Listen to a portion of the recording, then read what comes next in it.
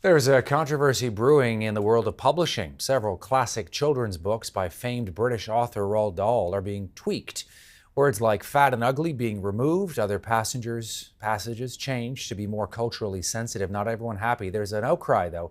Some call it censorship or political correctness run amok. Dahl himself died back in 1990, but his books like Charlie and the Chocolate Factory continue to be huge sellers. Let's bring in Michael Ullyot. He's an associate professor of English at the University of Calgary. He's currently writing a book about Roald Dahl. Thank you for taking a bit of time for us today, Michael. We appreciate it. Happy to do it. Your reaction when you heard about these changes to some of Dahl's books? It's perfectly acceptable, and that there would be desires for a revision to things that are unsavory and retrograde in the past. It's kind of motivated by similar things that pushed people in the 19th century to update Shakespeare in order to make things like a more sanitized, family-friendly Shakespeare, taking out all the racy bits and all of the blasphemy and so on. It's perfectly fine to do it. You just can't really call it a Roald Dahl book anymore, really. You're changing it into a sanitized version. And so I think my response is that the Roald Dahl estate really should focus a lot less on trying to whitewash this author's reputation and more on fostering new writers who are in the same kind of irreverent, sparky spirit of Roald Dahl, who've learned to be a little less retrograde in some of their views. Philip Pullman, the wonderful British writer, recently said, let them simply fade away and we should read better writers.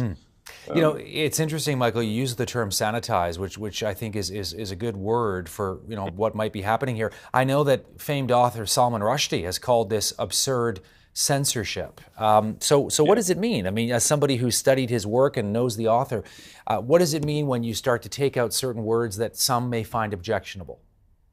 Well, and Rushdie went on to say he's hardly a saint. I mean, Dahl, my view is that we need to see Dahl in more of a, what I like to call a warts and Dahl. We need to see, he's certainly not a saint, and yet he is also a force for good in some ways, turning children into readers, into critical thinkers, and yet a product of his times. I mean, the man had some terrible, unthinking prejudices, incipient misogyny, casual racism, and yet also marvelous language, inspiring characters, and sort of all manner of positive features in him. He was very interested in slaughtering sacred cows. You've got Matilda turning into a reader despite terrible parents. Fantastic Mr. Fox, who's the Robin Hood of the animal kingdom. You've got Danny the Champion of the World, my personal favorite, and then BFG triumphing over evil. I think we can love these books and not love the man. I think Dahl also thought that we should trust readers, trust children rather than insulating them.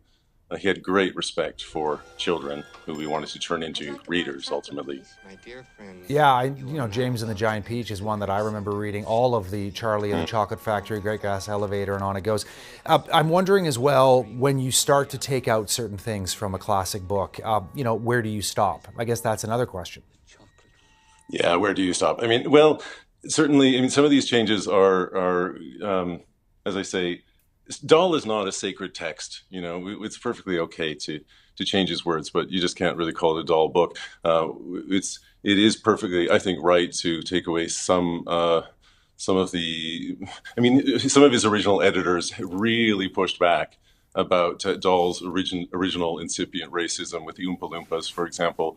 The change now to make them gender neutral, calling them small people, for example, to take away some of the sizeism and the racism and the misogyny. Well, where do you stop? I mean, it's just changing it. It's creating a new text, as I say, which is okay. This is how things do get changed. But to pretend that Dahl was on the side of what Martin Luther King called the arc of moral justice, bending the arc of history bending toward justice, is false. I suppose it's lucky at least that his anti-Semitism was a bit subtler.